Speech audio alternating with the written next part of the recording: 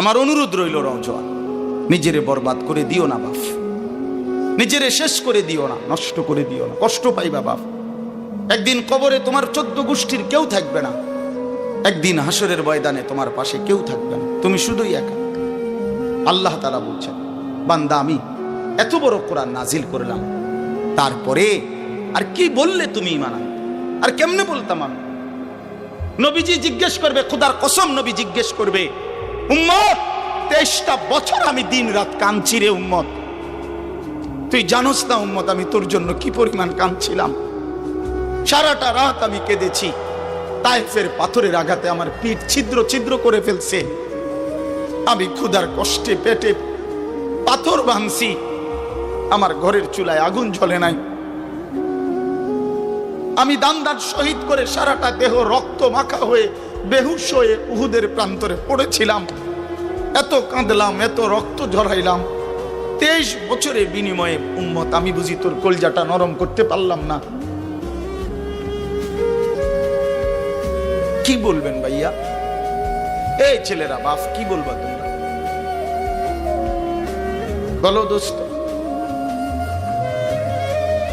আল্লাহ আমাদেরকে বুঝ দান করে। আমরা অনেক আসছো মাশাআল্লাহ, আল্লাহ তোমাদেরকে উত্তম বিনিময় দান করে। সব ছেলের কাছে বন্ধু, যদি পারি, যদি বলতা, হাত জোর করে বলতাম, সেজদা দিও তুমি, নামাজ পড়ো, নিজেরে নষ্ট করো না, নিজের আখলাক, নিজের চরিত্র, নিজের জিন্দেগির কদর করো ভাই, নামাজ পড়ো, নিজেরে ভালো রাখো। অশ্লীলতা, বেহায়াপনা, নোংরা ছবি, নর্তকীর নাচ, জিনা, ব্যভিচারের দৃশ্য দেখো না ভাই, দেখো না। একটা নারী দরকার, মনের মধ্যে নারীর প্রতি আকর্ষণ, সেটা আল্লাহ তাআলা পূরণের ব্যবস্থা রাখছেন ভাই। বিবাহের হালাল ব্যবস্থা আল্লাহ রাখছেন, মানুষের প্রত্যেক চাহিদা পূরণের জন্য যিনি চাহিদা দিয়েছেন তিনি পূরণেরও ব্যবস্থা রাখছেন, ঠিক কি না বলেন? ক্ষুধার চাহিদা আল্লাহ দিছেন, তো আল্লাহ তাআলা রিজিকও তো দিছেন। তৃষ্ণার চাহিদা আল্লাহ দিছেন, তো পানিও তো আল্লাহ দিছেন। যে যৌবনের চাহিদাও আল্লাহ দিছেন, তো সেটার জন্য হালাল বিবাহের ব্যবস্থাও তো আল্লাহ তাআলা রাখছেন। তো নষ্ট হয়ে যাওয়া কেন? নিজেরে বরবাদ করে দেওয়া কেন ভাই? আমার আল্লাহ যেন জিজ্ঞেস করছে, হায় আমার ইমানদার বা, আমি না তোমারে মুসলমান বানাইলাম, তোমারে না আমি সর্বশ্রেষ্ঠ রাসূল দিলাম, নবী মুহাম্মদ সাল্লাল্লাহু আলাইহি সাল্লামের চাইতে সর্বশ্রেষ্ঠ রাসূল আর কেউ আছে? কোরআনের চাইতে দামি কোনো কিতাব আছে? ইসলামের চাইতে দামি কোনো ধর্ম আছে? আল্লাহ তাআলার চাইতে বাদ দিয়ে আর কোনো মালিক আছে? তো আল্লাহ বলেন, আমি তোমার মালিক, আমার নবী মুহাম্মদ সাল্লাল্লাহু আলাইহি সাল্লাম তোমার রাসূল, কোরআন তোমার কিতাব, ইসলাম তোমার ধর্ম। অতএব তুমি কেন ভুল পথে যাইবা বান্দা? তুমি নামাজ পড়বা না কেন? তাইলে নামাজ তুমি যদি না পড়ো, তো এই নামাজ তাইলে কার জন্য দিলাম? হালাল হারাম এটা কার জন্য দিলাম? আমি আল্লাহ। আমার রাসূলকে 23 বছরে আমি সমস্ত কিছু বলাইলাম, তাইলে কার জন্য? আমাদেরই যদি পছন্দ না হয়, ছেলেরা তোমরাই যদি নামাজ না পড়ো, তো মুসলমানের ঘরে জন্ম নিয়ে যদি তোমারই সেজদা দিতে মনে না চায়, তো তোমার সাথে বেঈমানের তফাৎ কি বেটা? এই অপদার্থ যারা সেজদা দাও না, নামাজ পড়ো না, তুমি জানো মিয়া, যেই কপাল সেজদা দেয় না, হয়তো মানুষের বাচ্চা না, সমস্ত বেনামাজি এ তো হাইওয়ান, এ তো চতুষ্পদ জন্তু, এ তো চতুষ্পদ জন্তু বাবা।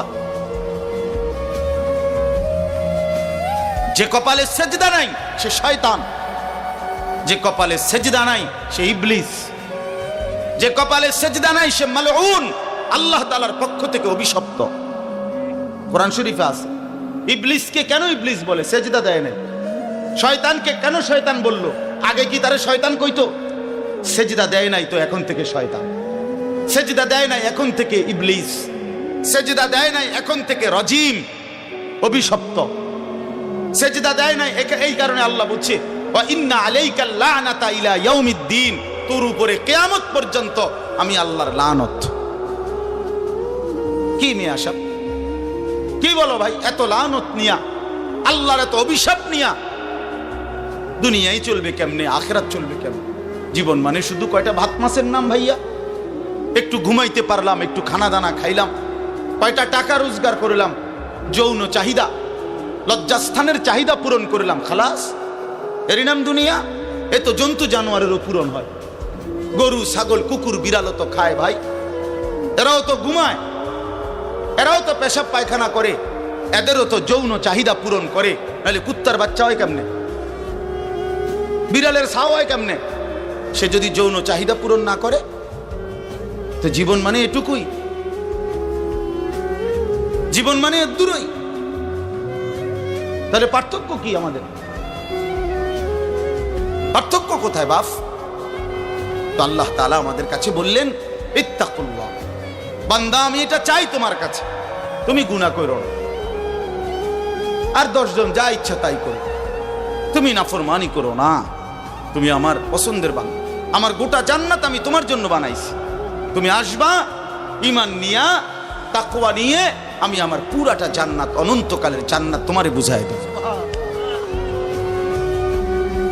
তোমারে বুঝাই দেব। এই জন্য ভাই, দোস্ত আমার, বন্ধু আমার, আমি অনুরোধ, আমার কথা শেষ, আমি এতটুকু কথাই বললাম, গুনাহ ছেড়ে দিন। কেন মিথ্যা বলবেন? কেন নামাজ পড়বেন না? কেন সেজদা দিলেন না বাপ?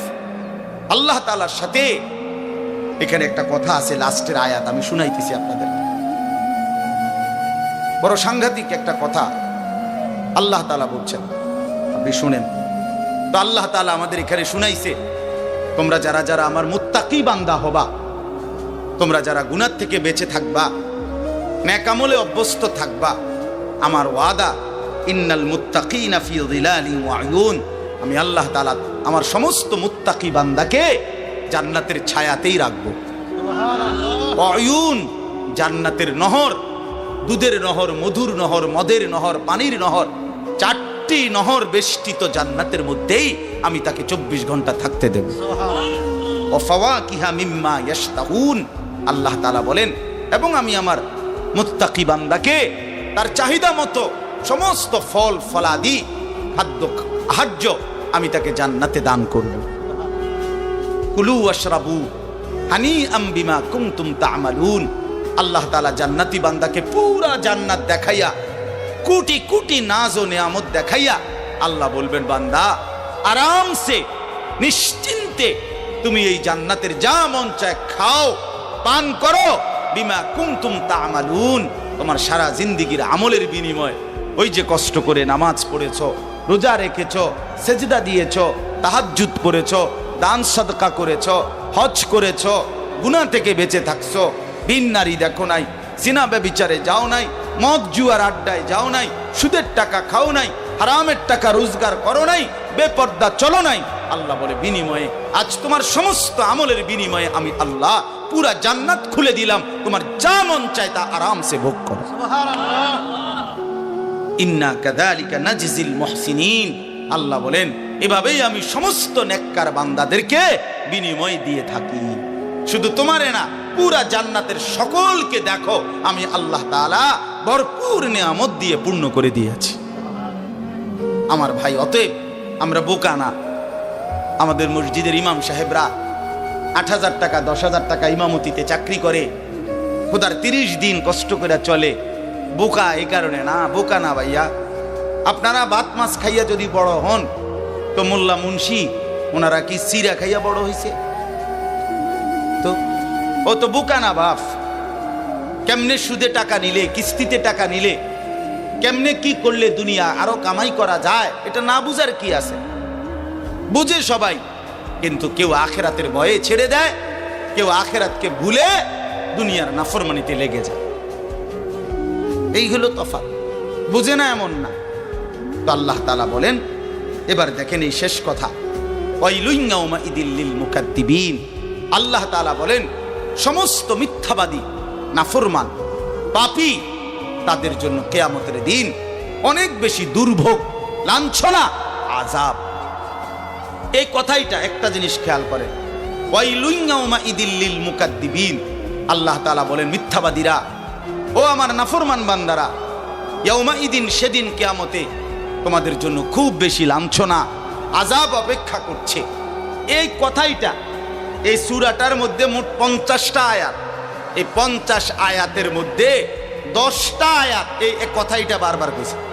এক কথা 10 বার বলছে আল্লাহ এই আয়াতে, ওয়াইলুন ইয়াউমাইদিল লিল মুকাদ্দিবিন, ওয়াইলুন ইয়াউমাইদিল লিল মুকাদ্দিবিন, ওয়াইলুন ইয়াউমাইদিল লিল মুকাদ্দিবিন, এই কথাইটা বলছে বারবার।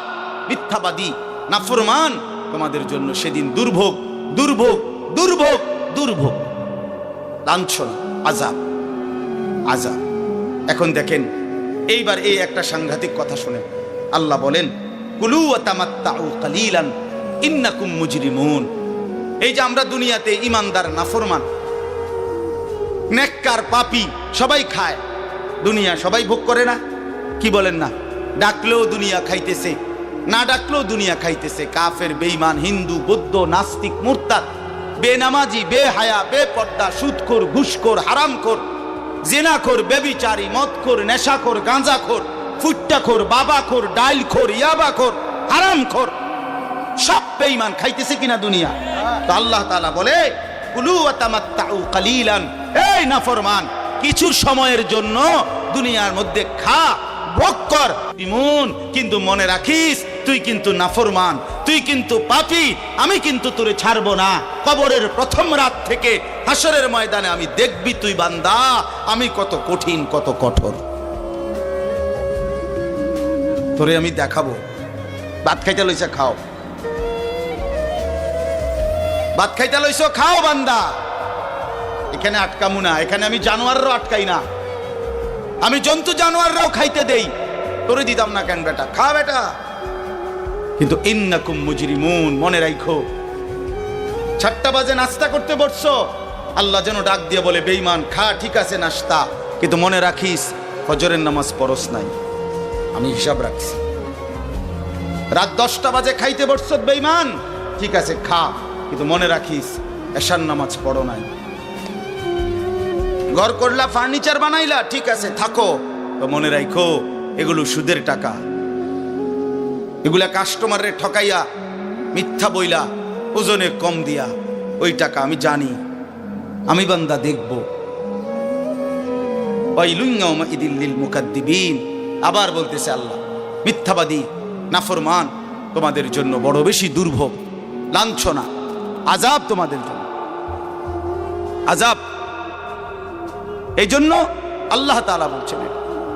এরপরে আবার বলে দেখেন ওয়া ইযা কিলা লাহুমুর কাউ লা ইয়ারকাউন, এই ছেলেরা তোমরা সবাই শোনো, আল্লাহ তাআলা আবারও বলতেছে সমস্ত মিথ্যাবাদী নাফরমান তোমাদের জন্য হাসরের ময়দানে কেন লাঞ্ছনা হবে, এর প্রধান কারণ ওয়া ইযা কিলা লাহুমুর কাউ লা ইয়ারকাউন, যখনই বলা হতো নামাজ পড়তে, যখনই বলা হতো রুকু করতে, যখনই বলা হতো সেজদা দিতে, লা ইয়ারকাউন, আল্লাহ তাআলা বলেন সে রুকু করে না, সেজদা দেয় না, নামাজ পড়ে না, নামাজ পড়ে না।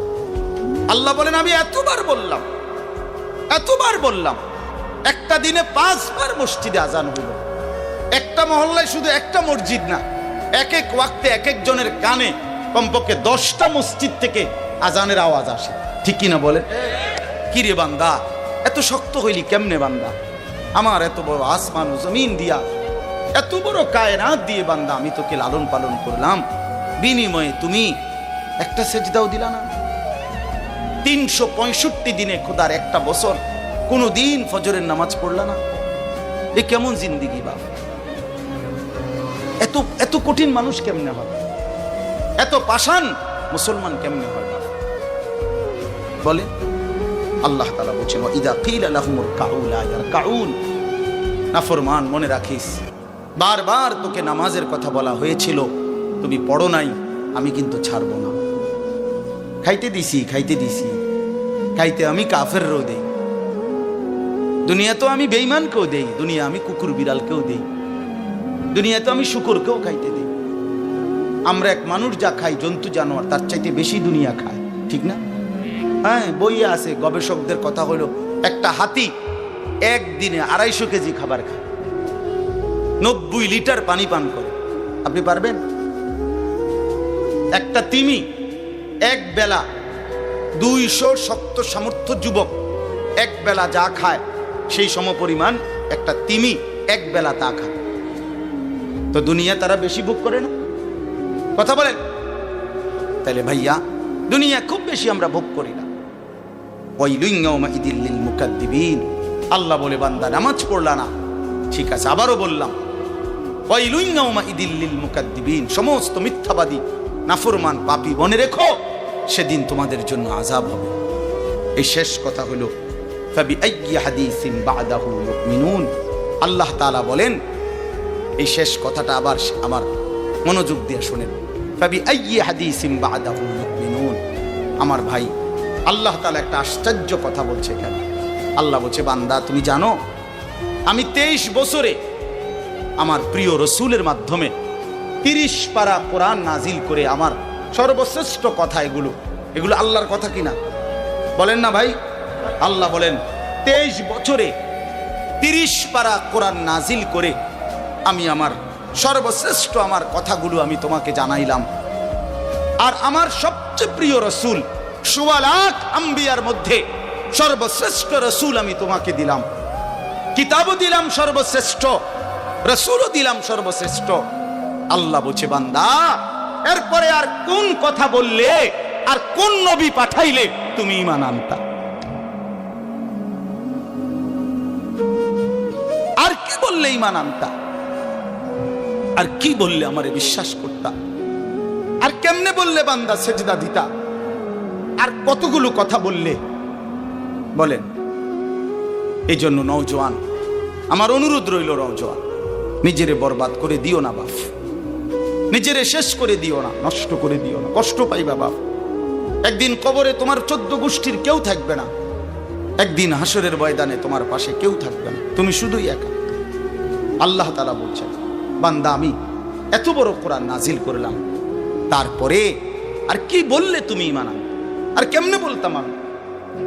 নবীজি জিজ্ঞেস করবে, খোদার কসম নবী জিজ্ঞেস করবে, উম্মত 23টা বছর আমি দিন রাত কাঁদছি রে উম্মত, তুই জানোস না উম্মত আমি তোর জন্য কি পরিমাণ কাঁদছিলাম।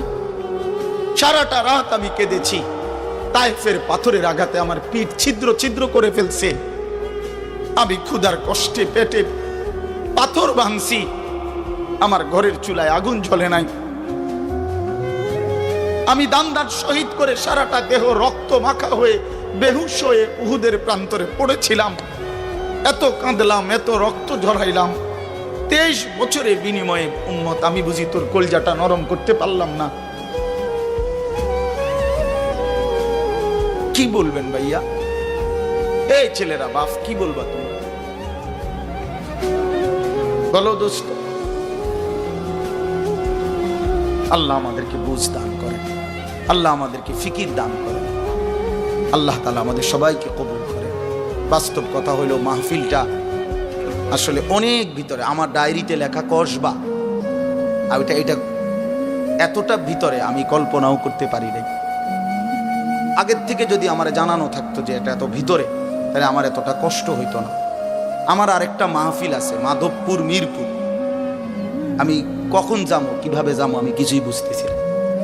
আমি ভাবছি অল্প একটু জায়গা হবে কসবা, এটা এতটা ভিতরে, এতটা ভাঙ্গা রাস্তা। আমার এটা ভাঙ্গা হওয়া অপরাধ না, আমার আগে জানাইলে আমি আর একটু আগে আসতাম, আরো আগে রওনা দিতাম।